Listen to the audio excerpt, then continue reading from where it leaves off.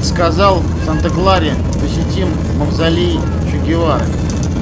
Гид предупредил, что фото и видеосъемка в мавзолее Че Гевары запрещены. Говорит, могут отобрать технику за фото и видеосъемку внутри мавзолея.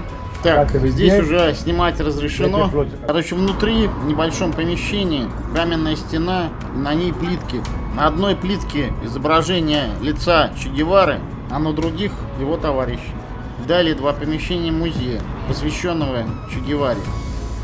Место для мемориала выбрано на возвышении, и потому что неподалеку у Санта-Клары повстанцы под командованием Че Гевары одержали решающую победу в Кубинской революции. На барельефе изображены сцены битвы за Санта-Клару. Здесь изображен бронепоезд, захват которого повстанцами стал переломным моментом в ходе битвы.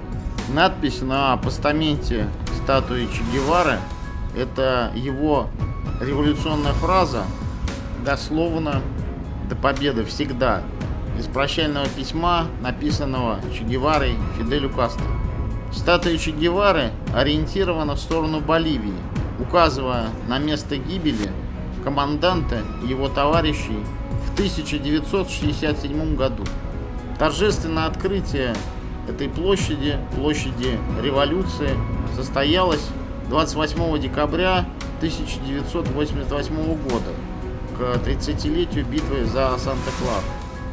Только спустя, опять же, 30 лет с разрешения президента Боливии останки Че Гевары и его товарищей были перевезены на Кубу, и состоялась церемония погребения тел в этом мавзолее.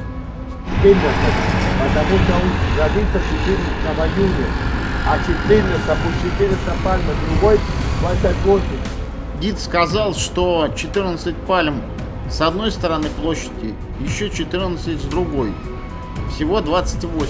Эти числа 14 и 28, 14 июня 1928 года — это день рождения Че Гевары, а еще 28 декабря — это день начала битвы за Санта-Клару в 1958 году.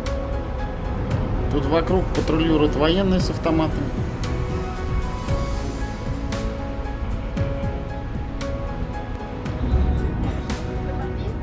Пошли.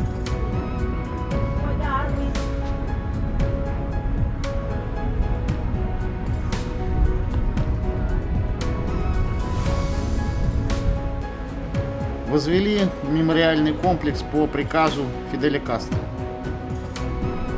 Интересно, что Фидель завещал мемориал себе не возводить.